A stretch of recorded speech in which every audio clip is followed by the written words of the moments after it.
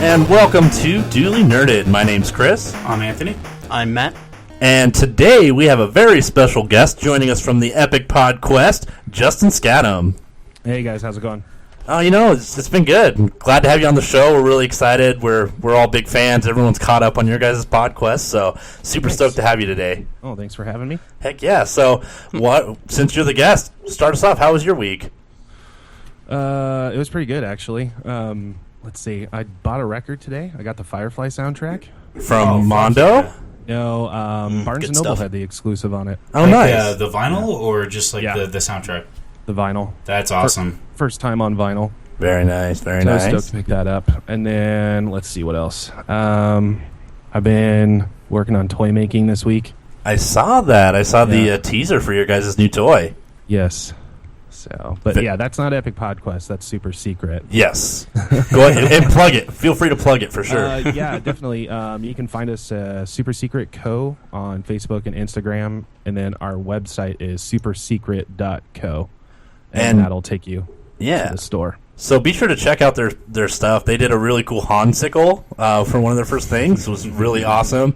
And you guys sold out of those, yeah? Yes, we sold out. Awesome. So do you want to... Yeah, we sold out in like an hour, which was awesome. Yeah, that's super awesome. Do you want to tease your new toy coming up here? I would say just go follow us on Instagram or Facebook, and you should be able to see the teasers. And what's the tag on that? It's just Super Secret Co. Okay. And you can find it, and it's the last few, I don't know, 5-6 posts teasing the new item that'll be coming out, to be determined as far as when I get shit finished. So yeah, this Super Secret Co. that's with Nate, who's on the podcast, and then a buddy of ours who's been a guest on our podcast like 4 times, Matt. We just decided we wanted to start making toys, and so we started doing it, and it's been pretty awesome. This one was my brainchild. It kind of came to me driving.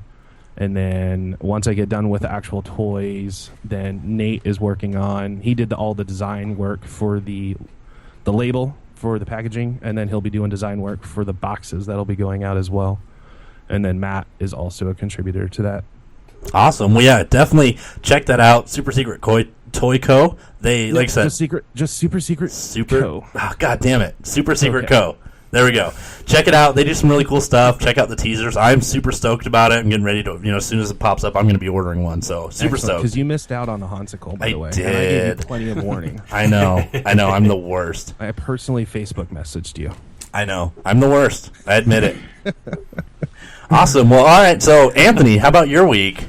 So again, my week was pretty typical. Mostly just kind of working through the week. There was some a little bit of personal drama with some friends and family in my life. But other than that, I was doing some more research for that arcade cabinet we're working on. Yes, indeed.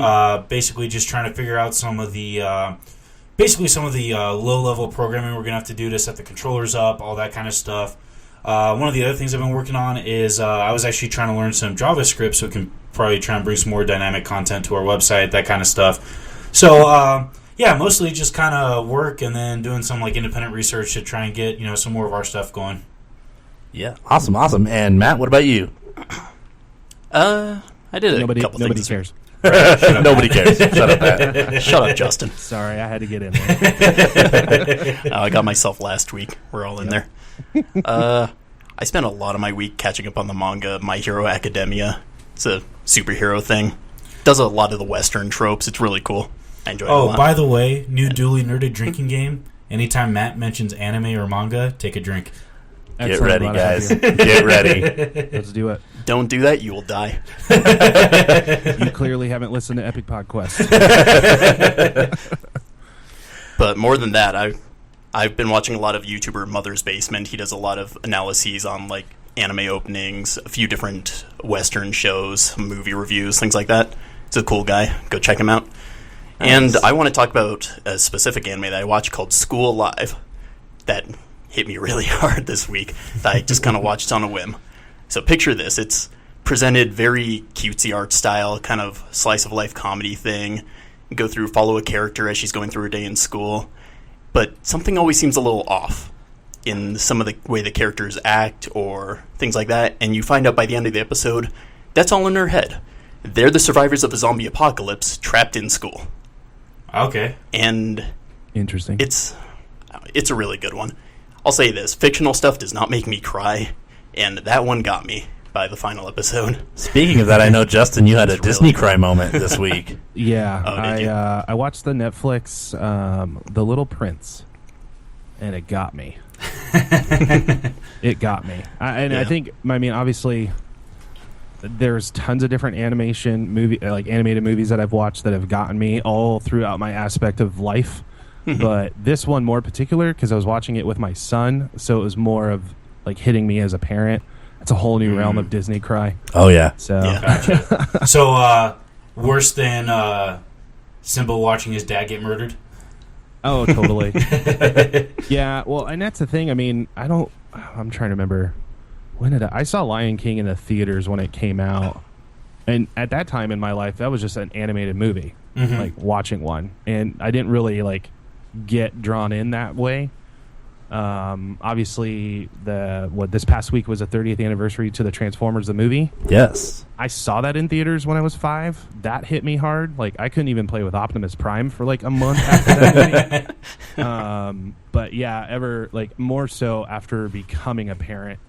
Obviously, Pixar movies are just good at making you cry, whether what age you are. But after having a son, that it takes it to a whole new level where I get like misty-eyed or Disney cry to just about any animated thing that deals with family. Yeah. Yeah. But it is what it is. Definitely understand that. Yeah, my mom had those moments in The Walking Dead, all the stuff going on, just the parent feels. Yeah. The parent feels. Yeah. So, oddly enough, my dad cried when we went and saw The Good Dinosaur. oh, yeah. I've heard really good things about that one. I felt it welling up, but my dad lost it, which was really fun. But yeah, I had more Disney cries like watching Star Wars with my son on opening night for Force Awakens than I did for The Good Dinosaur.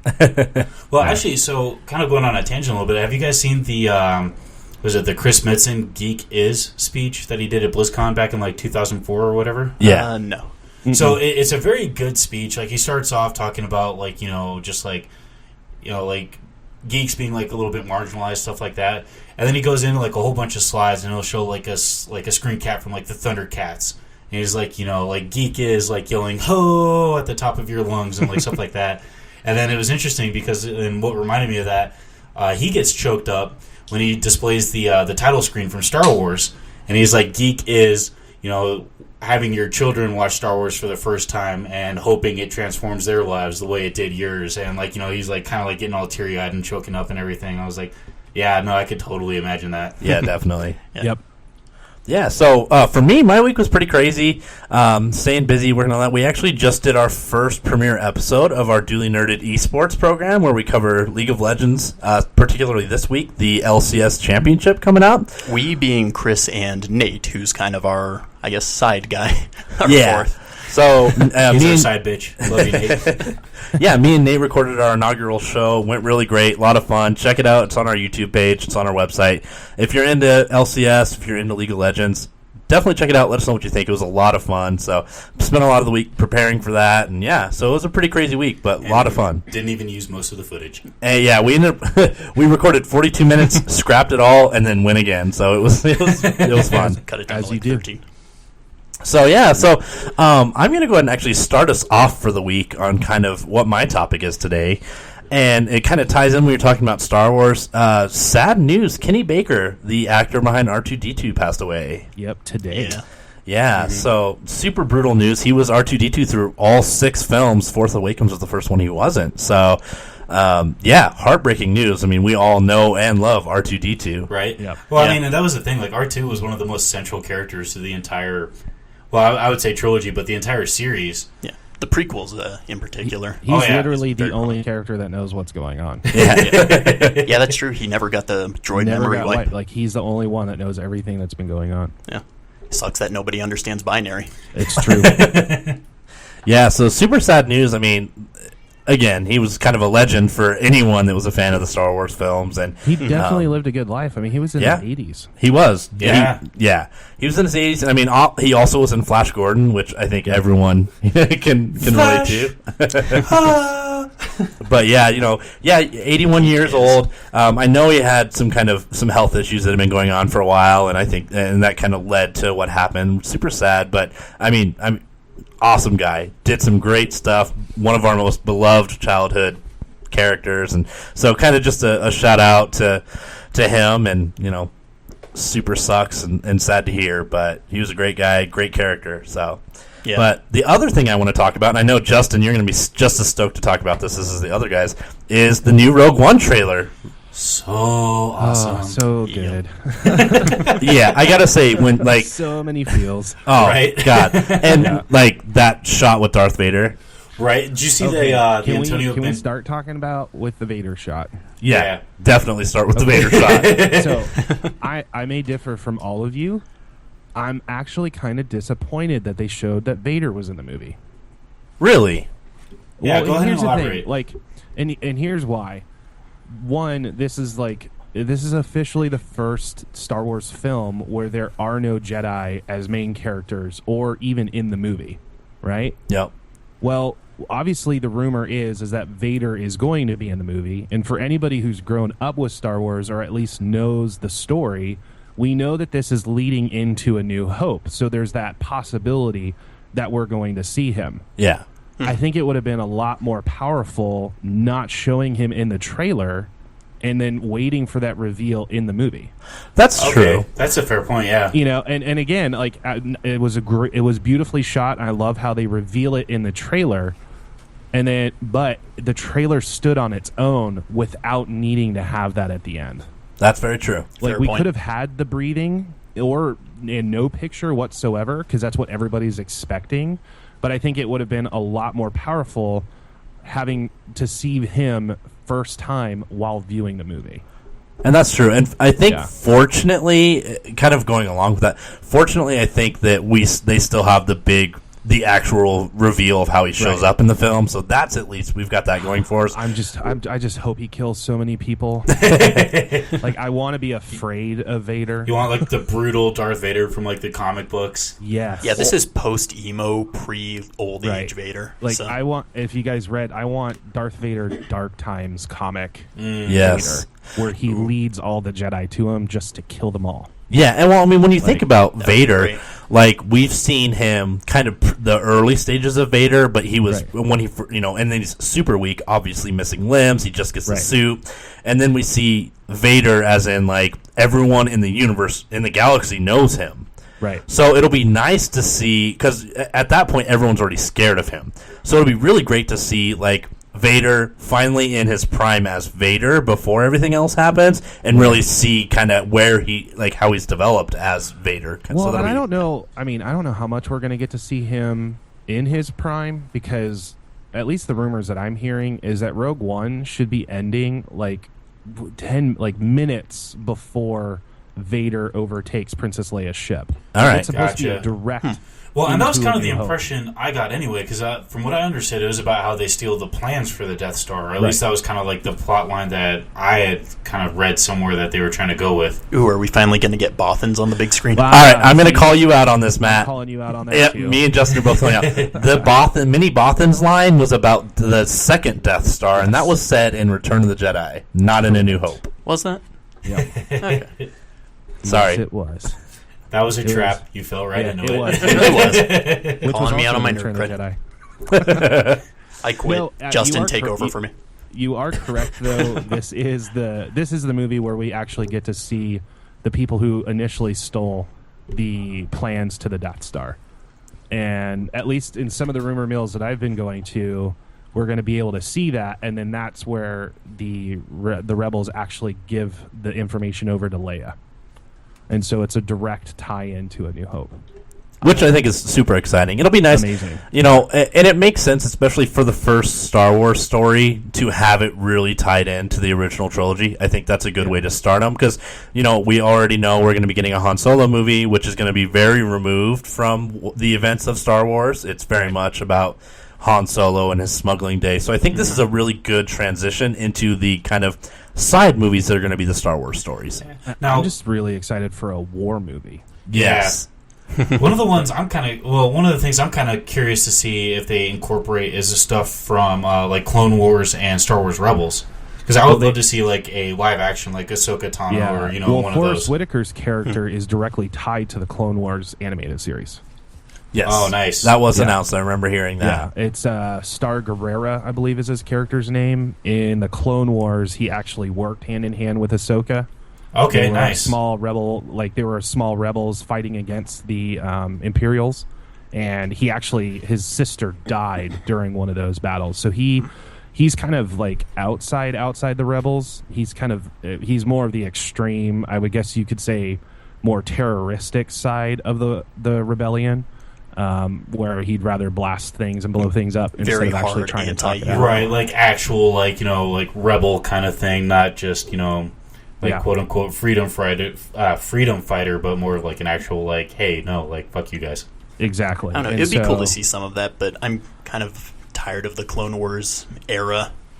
Just that period of time in the Star Wars universe. It's been done to death, in my opinion. At It this has, but I think what's really cool is it's been done to death in the animated series. Yeah. And so, kind of like what Chris was saying, this is the first movie that actually has the ability to tie the prequels with the movies, the original trilogy. And I think that's true. I think we're going to see some of that overlay, and to have one character. I mean, technically, Vader's Clone Wars, and so. I think it's nice to have one of those kind of offshoot characters rather than like an Ahsoka or someone like that's that widely known to bridge that gap. Agreed. Yeah, I definitely like that it's a lesser known, but it still maintains that connection, and it can add. Because I mean, for someone that saw the fall of the Republic firsthand, and to see someone, and he really took kind of the opposite route that a lot of the other rebels did, as in he is that terroristic blow things up as opposed to more of the political movement. Well, and it also goes into kind of the plans that Disney's had with Star Wars. I mean, they got rid of the extended universe as canon, and they specifically said the canon is the prequels, the Clone Wars cartoon, the Rebels cartoon, the original trilogy, and now Force Awakens. Right. So this is really the first time where they are actually making the effort to connect all of that stuff together.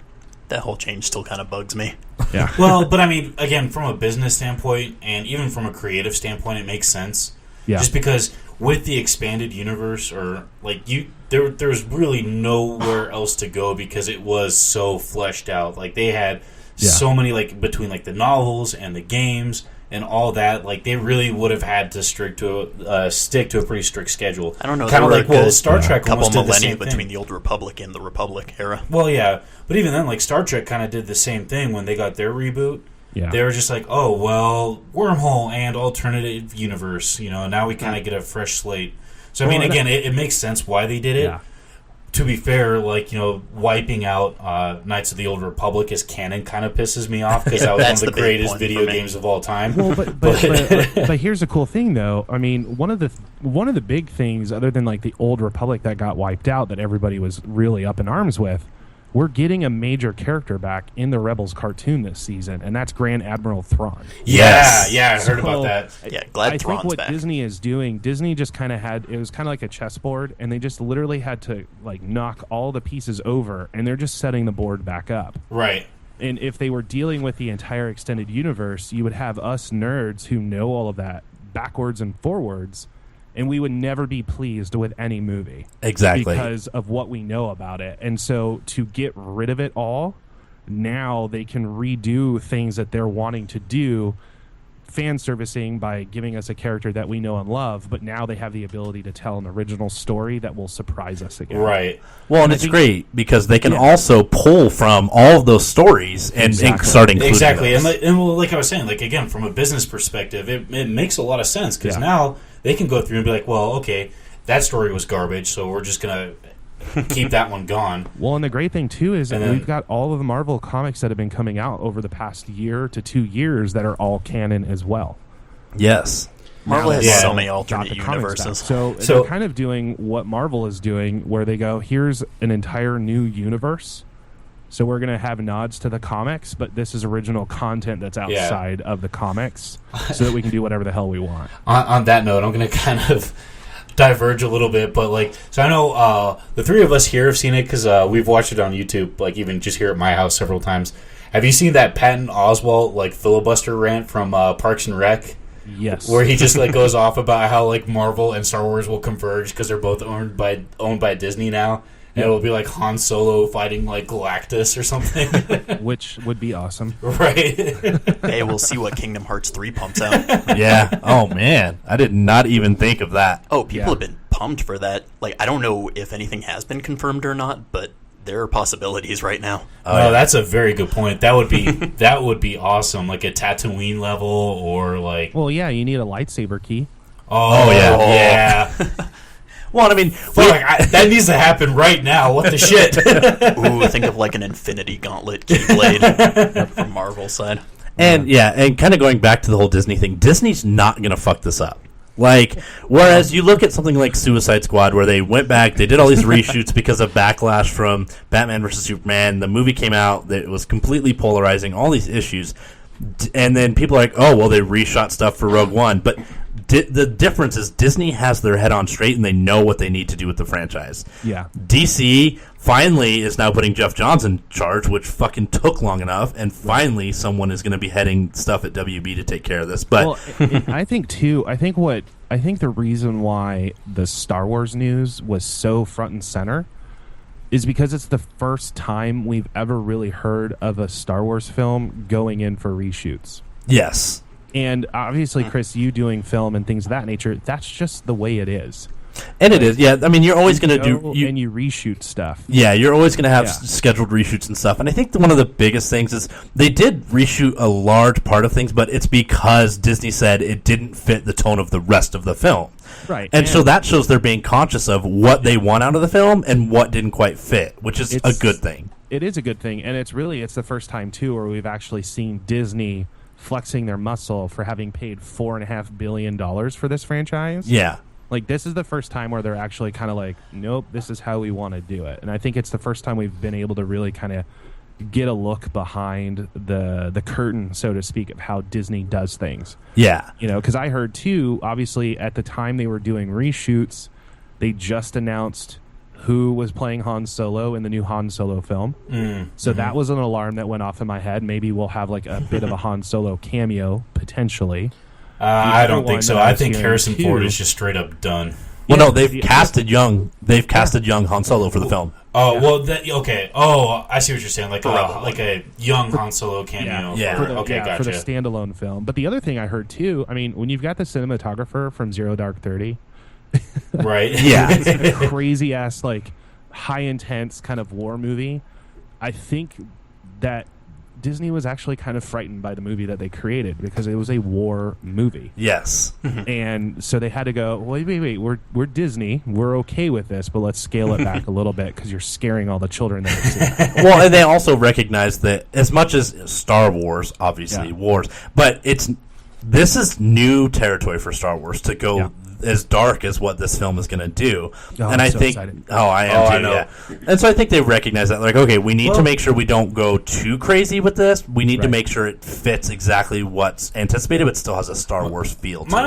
My only counter to that would be, what was it? I think it was like either like the first or second episode of Clone Wars, where it was like the squad of like the 5 clone troopers defending that asteroid. Yeah. Like, that was super dark, because it was like literally all 5 of them sacrificed their lives to like protect this base, so the rest of the the troopers could get there and like save all the information and all that kind of stuff. Oh yeah. So I mean, like Disney, that's where you meet the character 5s. And yeah, stuff like exactly. That. And I totally get that, but I mean, it's also too, it's an animated show, so they have the ability to kind of get away with certain things because it's animated. Yep. So right. As an adult, we understand how dark it is, but as like a kid, they don't pick up on it as much. And that's a good point. Which is different when it's live action.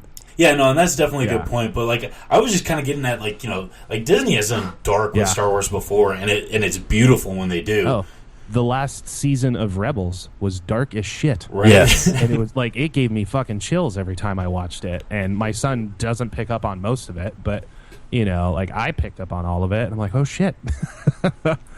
Fucking what's his name is gonna go to the dark side. This will be interesting. Yeah, and I am really happy with the direction they've taken Rebels. I had seen some of the stuff at San Diego Comic-Con when they first announced the series, and I wasn't sure how I felt about it. I mean, I was like, I hope Clone Wars is not just like a one-off. They did well, and the rest of it sucked. So really happy with where they've taken Rebels for sure. Oh, I was sold the first episode. I've really, really enjoyed it for sure. It's been a lot of fun. But new Star Wars trailer, super exciting. Go check it out, and then I'm going to kind of toss it over. So many action figures I'm going to have to buy now. Oh my god! Right? God damn it! So I mean, and then they're going to have some new Black Series stuff that's going to be awesome. Oh yeah. Well, I'm already preparing for Force Friday that falls in September this year. Yes, indeed. So I will have a Shadow Trooper, which is confirmed to come out in the Black Series 6-inch. The new droid that Alan Time to Tudyk start plays. renovating a couple new rooms onto the house. Jin Erso I'll have. I will buy them all. Yeah, and I'm curious to see what kind of the vinyls they come out with, the Funko Pops, because those have gotten weirdly popular lately. I mean, I kind of get the appeal. I have several myself, but I'd buy more if the Star Wars weren't fucking bobbleheads. yes, Marvel and yes. Star Wars are the only fucking bobbleheads. Everything else is solid. Yeah. Yep, I definitely agree with you. So we're going to go ahead and transition a little bit. Now, obviously, we're all super stoked for Star Wars. I'm going to kind of toss it over to Matt for his topic for the week. Kind of in the vein of space stuff, I was just going to talk a little about No Man's Sky, finally released this, I think, week. Yes. A few days ago. And it's interesting. And it has come out to meh reviews. Yeah, I was just going to say... Oh, sorry. No, sorry. I'm totally interrupting your introduction to your topic and all that. But, yeah, no, so No Man's Sky was interesting because we have a couple friends that have been super amped for that game. And all the reviews are like, this is amazing, or fuck this piece of shit. Well, I heard the PC release or something wasn't very good either. Yeah. They've definitely had a lot of issues with the PC port. Not Batman Arkham Knight levels, because that was a shit show. But yeah, they've had some issues with the PC ports, but looking at the gameplay and stuff, there's a few key features that they harped about that are missing. And so a lot of people are really upset about that. I know. Well, and then did you hear about how their whole bragging point was that it'd be almost impossible to run into someone else unless you wanted to, and within the first 2 days, two characters ran into each other in the game. It was well, whoops. Yeah, well, I don't have a PS4 to be able to play it.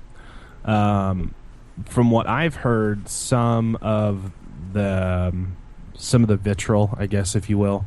There was a comic artist that I follow on Facebook, and he called it he said that No Man's Sky was like building IKEA furniture. Yes. Because there were really no directions, and his 60 minutes with a game was like a really bad day getting lost in IKEA. Yeah, and that's what I hear a lot of. And I've heard too, though, that the developer who made the game, they're not a top tier developer. They're a much smaller developer, and so wasn't it this a is apparently Kickstarter what they're known project or for, is where they just kind of throw you in, and you kind of have to figure shit out on your own. And I think a lot of people have been pissed off about that. At the same time, that's kind of a return to form, though. Look at the original Legend of Zelda or Metroid. Right. They just kind of throw you in and say, good luck. I think people who are really pissed off are the people who just kind of wanted to be spoon-fed along the way and just get to fucking flying around space. Yeah. And they don't want to actually spend the time to try to find the fuel and to find the shit to repair their ships. They're in the wrong where kind a lot of of people game. are complaining, and the people who knew that that's what the game is about are really having fun with it. Yeah, and I think that a big part of that was the marketing. I mean, or lack of marketing. Right. They showed it off at the VGAs a few years ago with their big announcement. They've continued to talk about it every year, but there's never been any firm, other than this is a huge game, however many quintillion planets, blah, blah, blah, blah. But the gameplay was not touched on a lot other than you're going to explore. So yeah, it's a resources game. Exactly. So I think you should have known what you were getting into. Exactly. It's very much similar concept of Minecraft. You're exploring, you're building. Minecraft, you had to figure out how to build stuff. You never got that instruction, and look at where that is at now. So I think it's very much some lack of marketing and lack of understanding from some of the fan base. I think this is definitely going to be a game that will, as they touted, it'll be a game that you can play for years and years and years with, as far as the amount of stuff that you can do or explore. It's kind of like Elder I Scrolls think in is really space cool. to a degree. Like, there's always yeah. stuff to come back to. Yeah. Yeah. Well, one of the things I'm curious about now, because No Man's Sky and the other one was Star Citizen. Like, those were kind of the two big, like, upcoming space games that everybody had kind of been talking about. And like, Elite Dangerous. Can't leave yeah, that one yeah, out. exactly. So now with, this one kind of getting, like, meh-ish reviews, does that either, like, open up the window for the other ones? Or, I'm just kind of curious to see what happens with these other games that are, these big space-based games that are... Well, and I read a really, really good article on this about... It actually included all three of those games. No Man's Sky, Star Citizen, and Elite Dangerous. And it was talking about how they are not enemies. They're allies. They're all three very different games, but they're all building towards these epic space games that we've always wanted that until now were not entirely possible. Right. And I think, and one of the big things, so you look at No Man's Sky, it was very hush hush. They didn't release any, betas. They didn't let a lot of things out. You look at Star Citizen, where it has literally been in alpha, and there's they have a test universe, and they have all these test segments, and they just add to it. And that's been something that the community has been a part of all along. They've taken the community input. And then Elite Dangerous, obviously, is a more simplified version between the other two games because it just focuses on the flying for the most part. Mm-hmm. So they all three have very different audiences. They all are going to appeal to people that are looking for space exploration. But I think it's important to realize the good that all three will have. I think the big problem is just the internet. That's Honestly, true. we have all of this access to all this information that people will already start shitting on things before they ever even see anything. Yeah, don't feed and the then trolls. On top of that, then it's even more amplified when they do play it because then they feel justified backing up what they said 6 months ago. Exactly. So I think at least with these games, I think they'll all do really well.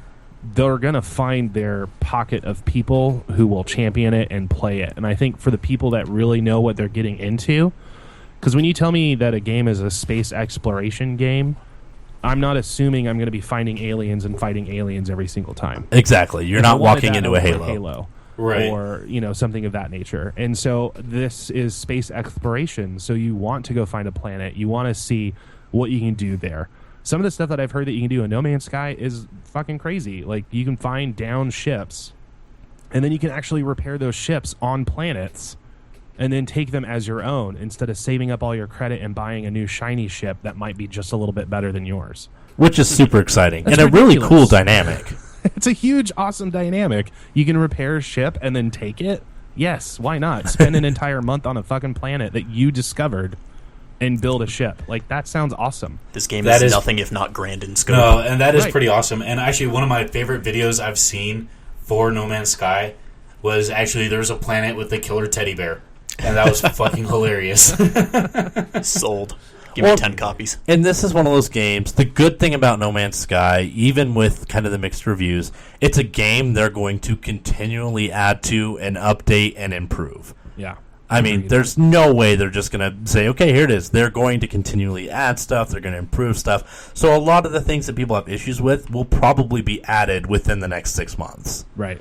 Yeah, when people start losing interest, introduce No Man's Sky, the Taken King, and you'll be golden. Don't get me started on Destiny. I still have a sour taste in my mouth. And yet you keep going back. You know what? I'm kind of excited about the new one coming out. I'm still mad that I bought the season pass because I was told I was getting 4 expansions and I got 2. That's why you don't buy season passes. Yeah, that's why you don't buy season passes. Yeah, I know. Mistakes were made. Yeah. Yes, indeed. Well, and even then, I had to walk away from the game. I invested so much time in my life to that game. I just had to finally, when the Taken King came out, I played it almost every day for a solid month until like 3 a.m. every day, and I finally just had a burnout moment. And I haven't played it since. Yeah, and it seems like, and finally, Bungie and Destiny is finally where it should have been when it released. I feel like Taken King is what should have released to us with the original Destiny. Yeah. And I do have to give them props. They jumped in, they got it taken care of. But give us some free expansions or something. Give us some cool stuff. Yeah. But yeah, so... Who doesn't want like a Gallahorn bike, though? That's true. Pre-order that shit. Ooh, next project. Next project, yes. So at this point, we're going to kind of jump into our top fives for the week. Yes, very excited. We did have Justin prepare for this, so he's going to be adding his top five as well. But this week we're talking about top five comic storylines. And this can be just something that was published in a trade, that was a series of comics from a whole series. It can be an indie. It can be whatever you want. So, again, Justin being our guest, I'm going to go ahead and pass it off to you to take us through your top five. No pressure. Okay. Let me pull it up here. Not a problem. Or one of us can go first if you need a second. Honestly, this is really this is no particular order. Or do you want me to put them in order? No, that's perfectly fine. Because You I don't do the have same to. shit every week. Okay. I'll start off with one. The Walking Dead, specifically the governor storyline when they first introduced the governor. That's a good one. Oh, I wish they would have given that justice in the show because that was so good. We understand why they couldn't because of what happened in the comic. Yeah, it's pretty fucked up. Michonne went all out. It's not to say that Walking Dead hasn't had better story arcs as it's gone, but this was, for me at least, the reason why I chose this, because this is the first time where the group actually goes through some shit. Yeah, definitely. Just you don't know how the group can go beyond what happens. So that's one of the reasons why I chose that. Another one, Batman: The Long Halloween by Jeff Loeb and Tim Sale. Good choice. Just absolutely amazing. The fact that they had a comic come out every single month of the year and had it kind of designed around that month was just absolutely amazing. And then, of course, the subsequent books that came out, I think of what was it?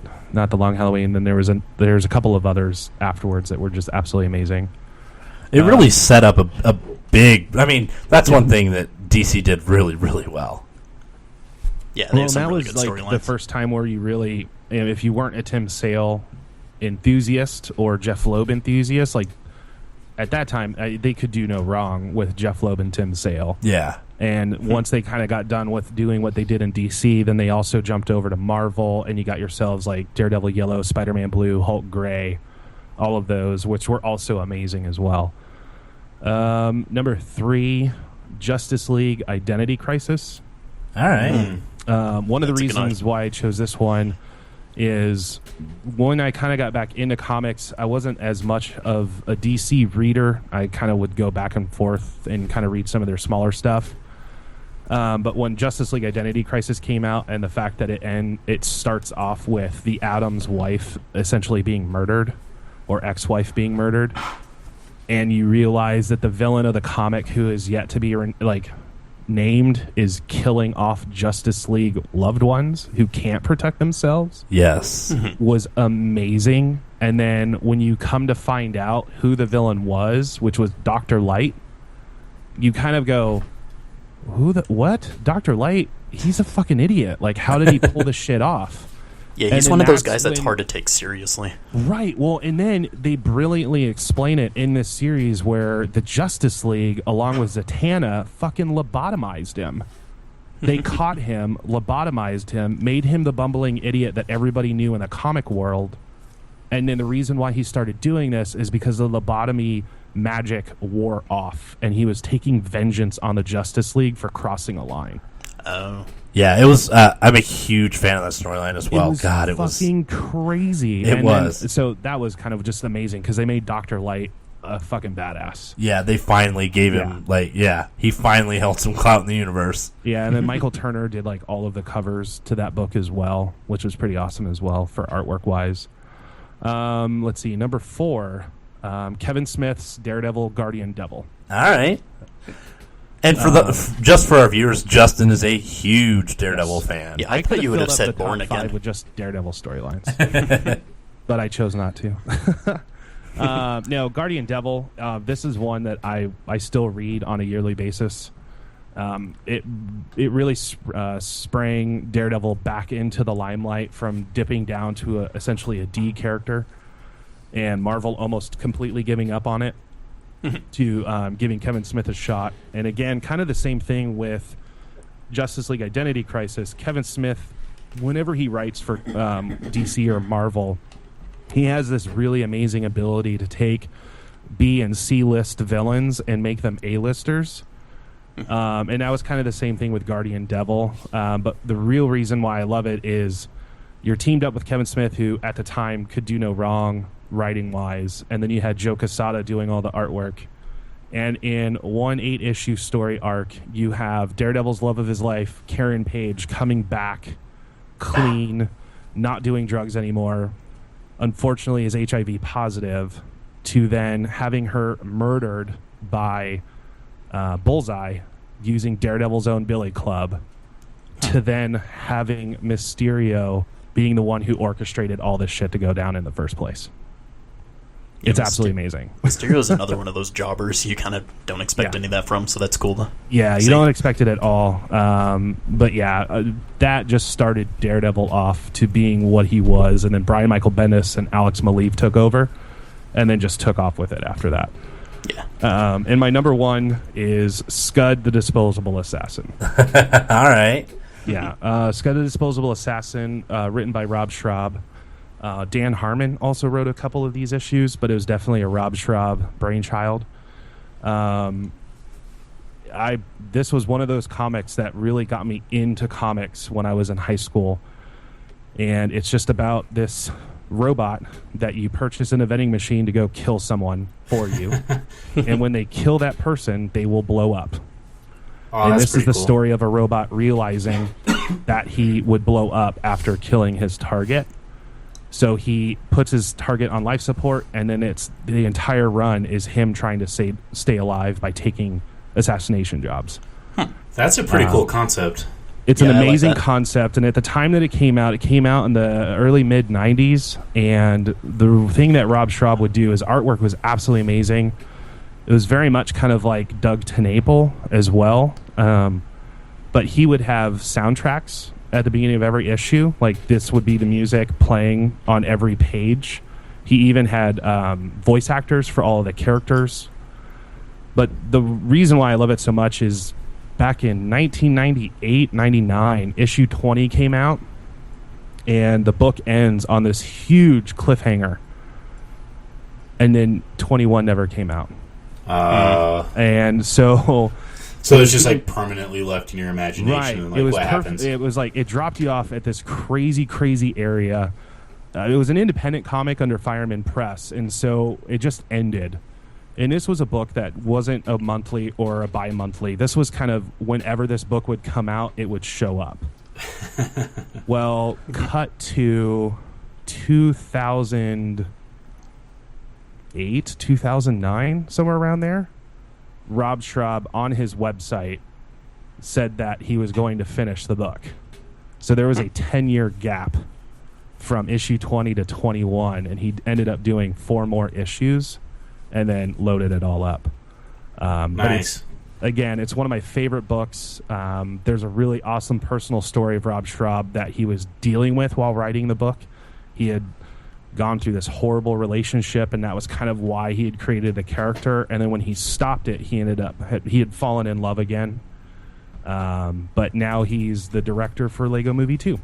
And it's a pretty awesome story. So if you ever get a chance, you can get the trade paperback through Image. They released Scud the Disposable Assassin, the whole shebang. Highly suggest it. You should instant buy it. It's absolutely amazing. Awesome. Yeah. All right, so I'm going to go ahead and toss the next one over to Anthony to go through his top 5. Yeah, so actually, I'm going to throw this one in there as kind of more of a honorable mention more than anything, just because you actually just reminded me of it. It's a old webcomic called User Friendly. It started back in 97 and ran continuously. There was a new strip released every day for I want to say it was 10 years or something like that. But then again, it was a similar story. The artist and all that ended up having some personal issues with his father and stuff like that. That ended up, he ended up basically just kind of leaving the series. But User Friendly is about a bunch of geeks that worked at a internet service provider up in Canada, and they had their dust puppy that was born out of a server that gained consciousness and everything. It was just a really funny webcomic that I used to really enjoy reading. So that was just kind of my honorable mention.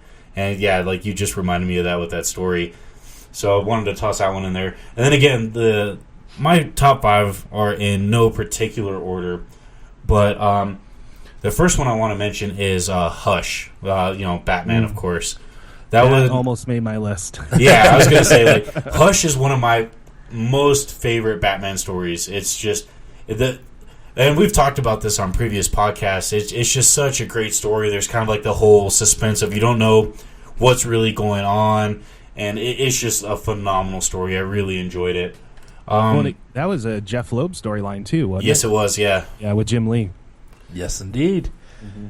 And then next, again, gonna have to throw another Batman in there. Another one we've talked about on a previous podcast, but The Killing Joke. And I think that one really just kind of made the list because of we went and saw the movie recently. It's just still fresh in my mind. But again, it's a great story, and Mark Hamill may have influenced that decision a little bit. So next, I'm going to kind of deviate a little bit, and this was actually one of the first graphic novels / comics I ever read, and it was one my mom actually introduced me to, and it was ElfQuest.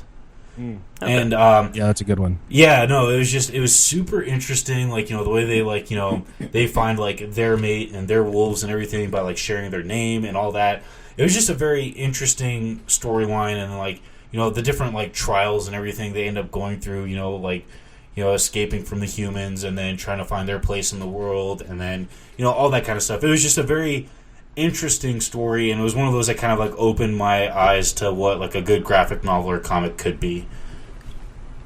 Next, and this one's just a little goofy, but I fucking loved it for that. And it was a Deadpool, but specifically the arc where he goes to Somalia to become a pirate, and then he gets pissed off that there's already pirates there, so he goes and murders all the existing pirates. Like it was just hilarious, and I fucking loved it. And it was just kind of like Deadpool in a nutshell. Like, that's so Deadpool. Right. Oh, it's making me think of all these other comics I should have put. Yeah, can we expand these to top 30s? Let's go. We could talk about this all night. I could have done a top 5 for every genre. Oh, easily, yeah. And then for my last one, I'm going to finish it off with another web series. And it's one I know at least the three of us have all read, but Looking for Group. Yep. And specifically just anything with Richard. Richard is fucking hilarious. He's my favorite character. He's one of the best anti-heroes I've ever seen. And he's had some pretty dark story coming up in the later issues too. He, he was very stuff much going on is very Richard focused. Yeah, he was very much a. I like now he has to save someone to get his powers. Right. Yeah. Yeah. And, he was very much like a punchline to a lot of the early stuff, and he's really. They rounded him out a lot in the characterization now. For Pony. Right. All right, so I'm going to throw it over to Matt to take us through his next top 5. All right. So far, I'm kind of surprised to see none of us have any crossovers yet. It's interesting.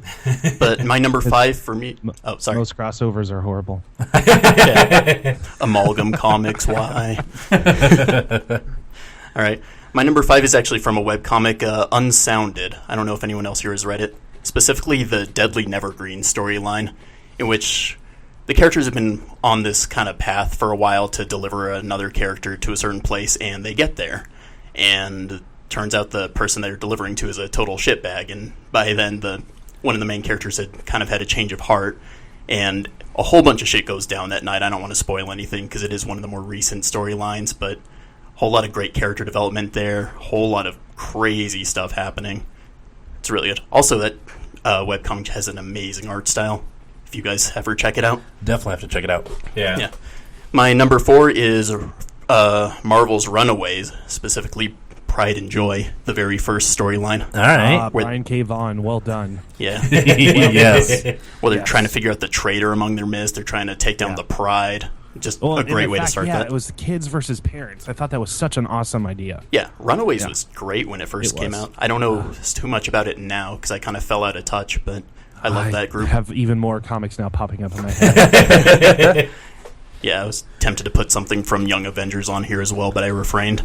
Well, if I could interrupt for just a moment, though. Yeah, go ahead. If you enjoy Brian K. Vaughan and you enjoyed Runaways, if you're not reading Saga, you need to. Oh, people have pitched Saga to me so much. And also, as a standalone, just graphic novel, Pride of Baghdad. Okay. Brian K. Vaughan. It's a story about a lion pride from the Baghdad zoo that are essentially escaped the zoo during the U.S. invasion of Iraq. And it tells the story from the lion's perspective, so it's got kind of a really cool Animal Farm vibe to it. It's an Interesting. interesting Based perspective. off of a true story as well. So if you dig Brian K. Vaughan and Animal Farm and things of that nature, you should pick it up because it's fucking awesome. I'm gonna have to That's a check cool that one angle. out. That sounds really interesting. Yeah, And if that's you a- haven't figured out that I used to manage a comic book shop by now, now you know. All right, my number 3 is from another webcomic, Gunner Krigg Court, and specifically the chapter The Breakout, because a whole bunch of shit, again, had been happening that the main character's father came back after so many years of not speaking to her for all sorts of different reasons, out doing his research, kind of took over the classroom all the characters were in, and took away her, I guess familiar is the best way to put it.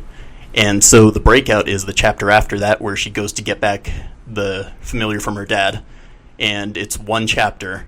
He says, "Okay, here, is there anything else?" And she just awkwardly no, is that it? And that's it. It's just really funny sort of thing, because you expect this whole build-up, this whole kind of infiltration into her dad's apartment or wherever. It's kind of fun.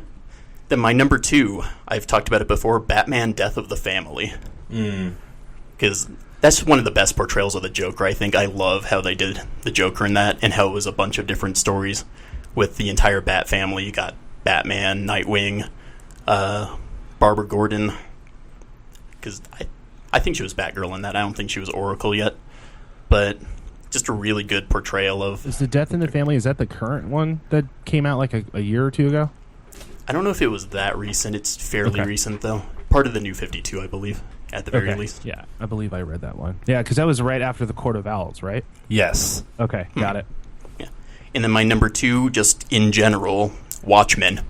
Just the entire story of Watchmen. Because that was probably the first graphic novel I think that I read, and I admit I did jump on the hype when the movie was coming out. But I really enjoyed that a lot.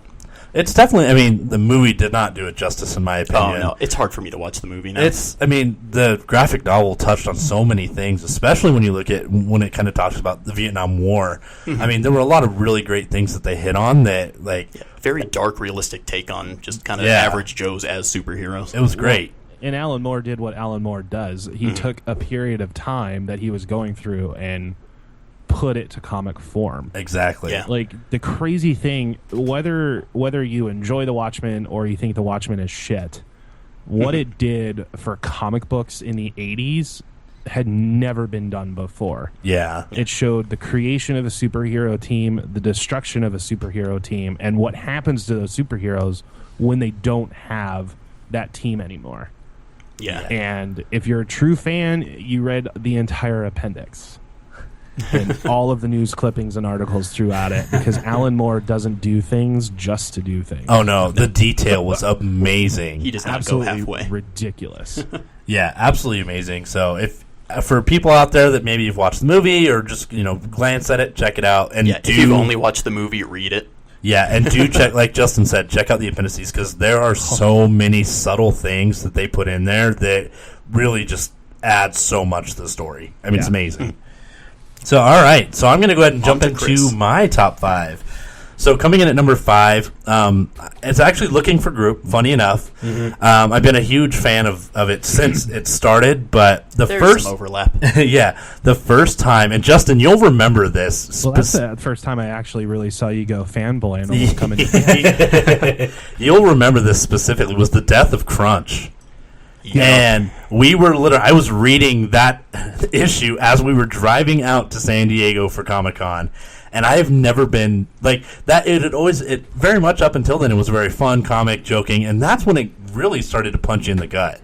Yeah. And I was so pissed. I went up to Lars and Somer, and I was like, "You fucking assholes!" I remember that. And I was so mad, but really good. I mean, it really set the tone for where LFG has gone from Yeah, there. absolutely. And It's matured really, a lot from the kind of WoW parody it started as. exactly, and it's really grown from there. So that's my number 5. Number 4, The Blackest Night.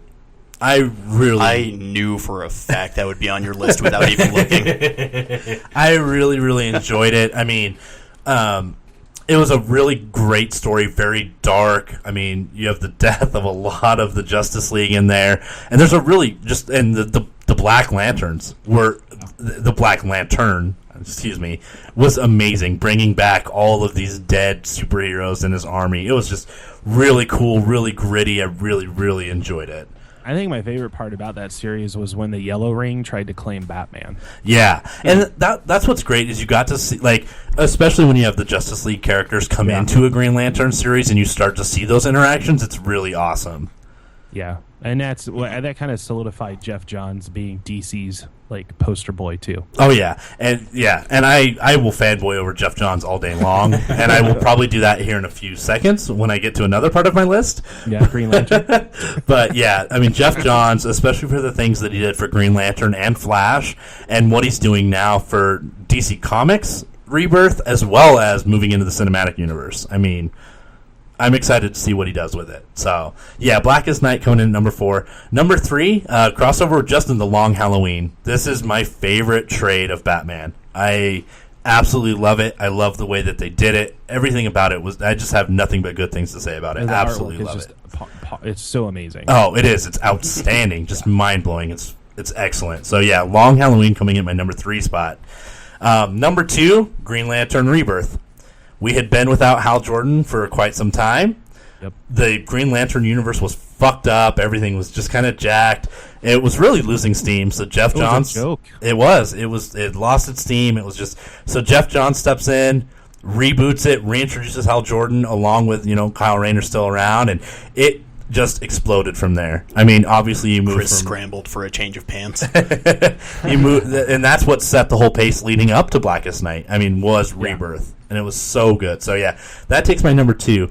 My number 1, super interesting, and Justin, this might actually perk something for you, but it was an indie graphic novel, Rust. Oh, yeah. I've heard of Rust. Yeah. Yeah, no, like, I've heard you rave about that before, but I haven't gotten around to reading it. It is. Amazing. I'm going to take the words that Justin spoke to me when we picked this up was, it's Iron Man meets Iron Giant. Yep. The art style is so innocent, but is very authoritative, and it just in the visual storytelling is beautiful. And the fact that it takes place on the farm for so much of this and kind of the history of the war that's going, I just absolutely love it. It's a wonderful, wonderful story, beautiful artwork. Just loved it. So that actually takes my number 1. The artwork is amazing, and I think what was amazing about the book when I picked it up was that reading just the first few pages, you already felt as if you knew about the world without actually knowing anything about the world. And it was amazing the way they did that. And a lot of that was done visually. I mean, they weren't spilling exposition all over the pages. And that really stands out for the artist. See, that appeals to me a lot because I love visual storytelling. Well, yeah. And I remember, too, specifically pissing you off, Tatum, because the artist drew in my book. Yes, you got the sketch in your front I cover. got the sketch in my book. I was so mad. And I had just gotten him to sign my copy. Yep. And then you're like, oh, look what I got him. And I was like, you son of a bitch. But yeah, so that rounds out mine. So let us know. Hit us up on Facebook and Twitter at Duly Nerded. Let us know some of your favorite comic storylines. We're all avid nerds about all this kind of stuff. So we'd love to hear some of your guys' favorites. Let us know. I have so many comics for first-time readers, too. Holy crap. Yeah. Well, here, then, how about go ahead and just kick with, like, your top 3. Like, for someone who never read comics before, top 3, what would you recommend? Starter kit. Well, I would say, depending on the age, if you're a teenager or adult, I guess we'll do this. Definitely Scud, the Disposable Assassin. If you want to see the craziness and the wild fun that an indie comic can have, you can enjoy reading the book in its entirety when I had a 10-year gap in between issues. That would be my number 1. And that's actually one of those comics that anytime I meet somebody, especially like Nate and Grant and John, I made them all read Scud, which was awesome. Also, I would say, too, if you're kind of in like zombies, don't necessarily want to deal with like the Walking Dead caliber of violence, pick up Josh Howard's Dead at 17, which is another kind of indie comic that ended up being picked up by Image. I couldn't really You can find a complete collection of that as well. And then the perfect all ages book, if you want to read it at different times of your life and get something completely different out of it, the entire collection of Jeff Smith's Bone. Oh, yeah, you can't go wrong with Bone. No. If you're a big fan of Loader and things of that nature in fantasy, Bone is definitely worth picking up. All right, well, you can find it in individual graphic novels colored now, but I would suggest finding the entire volume in black and white, how it was intended when it first came out. Well, it looks like I have 3 new ones to check out because I have not read any of those. And I have all of Dead at 17. Okay. So Well, I may be huge hitting you fan. up here in a second. Yeah, I had trouble getting into Dead at 17. I don't know why. Understandable. I mean, and again, I think that's the best thing. Excuse me. I think the best thing for anybody who's a fan of comics or wanting to get into comics, go to what you like. You can listen to people, and everybody can tell you, "Oh, you have to read Watchmen. It's the most amazing book." I never make anybody read Watchmen for the first time if they've never read a book. Yeah, it's throwing you in the deep It end. will. Oh, you won't even get your head above the water. It is so, and I think that's why a lot of people end up not liking Watchmen. It's because all of their friends told them to read that first, And it's super overwhelming. Oh yeah, I mean, just you can go with the classics. I mean, right now, especially now, you've got Marvel that's just now into a new reboot of a lot of their major comics and characters. So if you're a fan of the movies, you can definitely jump on. DC just did Rebirth, but in probably another 3 months, they'll do a whole another reboot because that's what DC likes to do. So you'll probably be behind there. But just go with whatever you're interested in. Image is an amazing company to go and find some really awesome books.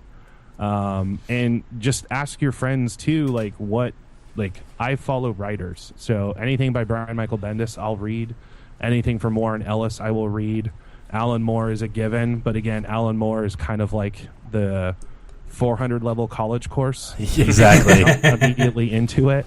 But yeah, especially like Runaways and like Young Avengers, like people who have written for TV or movies, like jump on those, and then you can kind of make your way to other elements.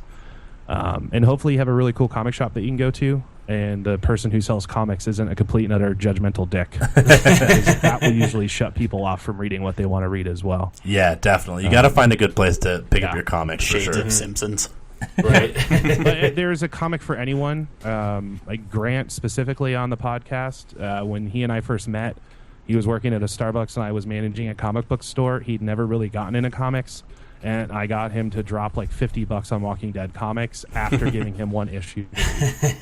So that he jumped in on that. So anybody will get into comics, and there's one there for you. It just may not be loved by all. Definitely, and there's always things you can find out there. Justin said it perfectly. Like, there's always something out there. You don't have to worry about what other people think, because there are comics for everyone, and that's one of the great things about the medium. For sure. All right, well, we are about at time. I want to thank Justin so much for coming on the show today. It was really great to have you. Thanks for having.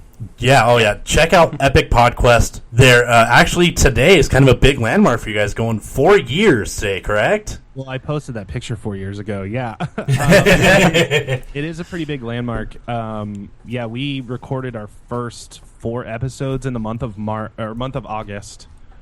I think we went live in iTunes tail end of August, early September. The first episode was the best of the test, which was all 4 of those episodes kind of broken into parts. But we are at, 180? Yeah, you guys are closing in on 200. Yeah, we're at like 180. So yeah, it's pretty awesome. We've definitely gone up and down with recording. We've taken some time off. I would say if I could impart any wisdom on you guys with your podcast, make it to 30. Seriously, if you want to know how well the podcast is going or how well you like doing the podcast, 30 from our producer John, he told us 30 was the magic number. If you can get beyond 30, you're good to go, and at that point you've exceeded all expectations that you may or may not have had. But yeah, we've been doing it for 180 episodes, which is really fucking crazy to think about. That is pretty awesome. And actually, you know what? On that vein, Nate has been here the entire time. I'm actually in our lab where we record. He's going to look up the episode number for me right now. Nice. So actually, on that vein, I kind of want to wrap things up a little bit with a question for you. Okay. For your guys' run, what was your highlight? Like, what was one of your favorite moments from your guys' run thus far? Oh, man. I would almost say any moment that involved Fireball whiskey. And there were quite a few of those. Yeah, I can't remember what episode number it was, but we played the Fireball whiskey challenge. And Yes. I'm surprised I even remember recording that episode. Honestly, I think one of my favorites was we actually had Josh Howard, who created Dead at 17, on our show. Oh, cool. And we got to interview him and chat with him because he's a local. That's pretty awesome. So that was really amazing. But yeah, I think, I don't know, some of the highlights. I don't know, Nate, you want to jump in on this? I'm going to have Nate come in on this since he's been listening this entire time. Definitely welcome, of course, Nate Jones from Epic Podquest. I've just been sitting here listening and designing stuff. He's designing toy stuff. What's one of Yeah. your highlights, Nate? Hey, Chris noticed him today. Yeah. Yeah, I'd say Josh is definitely a big one. We talked to the guys that wrote and created Bad Kids Go to Hell was a really big one. Oh, that was a big one. Um, Because we went out to a grotto, like this Yeah. huge-ass mansion, and recorded an episode. yeah, one of their executive producers invited us to his house. Like, so we did the whole interview in a pool house, and Yeah. I guess he's like a high up for Anheuser-Busch or something. Yep. So he had all this beer and stuff. Yeah, we had a lot Yeah, that's probably the two of the biggest ones. Mhm. But just, I mean, we've done a lot of crazy stuff because we have a podcast. Yeah. Like the newest thing that's coming out is we're getting basically a beard oil that's Yeah. created because of Epic Podquest. That's awesome. It's going to be branded That is with pretty awesome. Epic Beard Quest. Yeah. And it's a company that makes beard oils, and they're just like into that idea. So that's Yeah. that's really crazy. Well, I will would have to definitely say, too, partake in that. I love our Christmas episodes. Our Yes. Christmas episodes are really fun.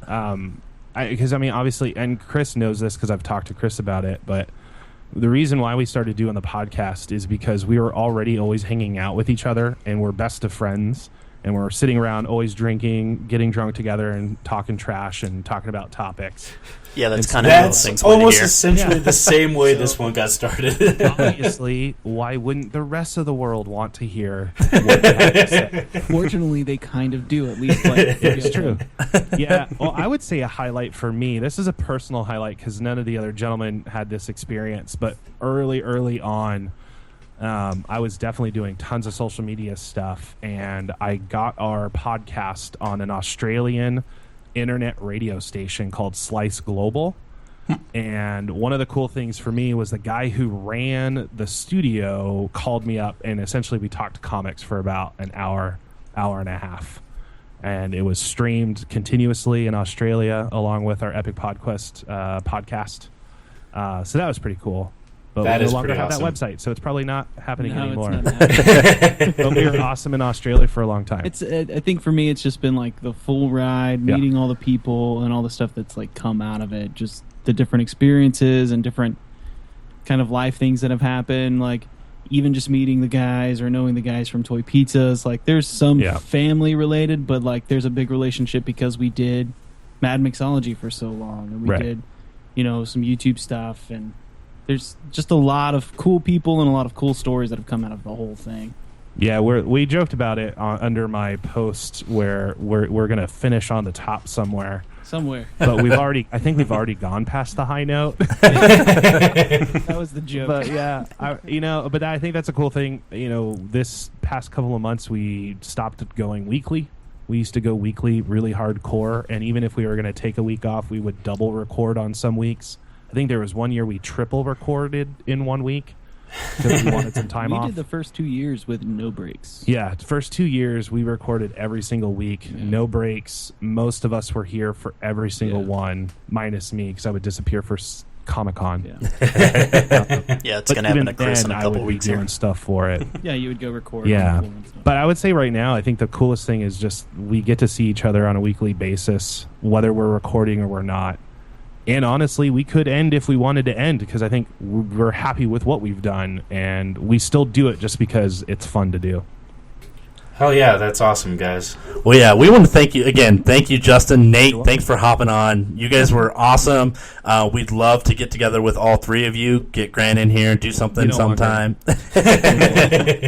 But I do want to thank you guys so much. To all of our listeners, check out Epic Podquest. These guys are great. They put on a great show, a lot of fun, and they are all very knowledgeable about a lot of different things. So swing by, hop on the iTunes store, check out Epic Podquest. Head over to their website, epicpodquest.com. They're doing great things over there. So, again, Justin, thank you so much for coming to hang out with us tonight. Nate, thanks for hopping on. So proud. So proud of you for doing a podcast. It's like seeing your child all grown up. He's like my retarded little brother. He's so special. No, man. No, I'm really excited. Thank you very much for having me on the show. And definitely, I've listened to every single episode since you guys have started posting. I literally listened to the first 3 in one day. Well, we're super appreciative. That's awesome, man. Yeah, we really appreciate that. Yeah. Lots of fun. Awesome. Well, thanks again, and don't forget to check out Duly Nerded. We're on Twitter and Facebook at Duly Nerded, or head over to our website for some awesome blogs, www.duly-nerded.com. And don't forget to swing by YouTube. Check out our YouTube page. We have our new web series going on esports, and check it out. But for the night, we are going to go ahead and sign off. So thanks again, and have a great day. Whoop, whoop.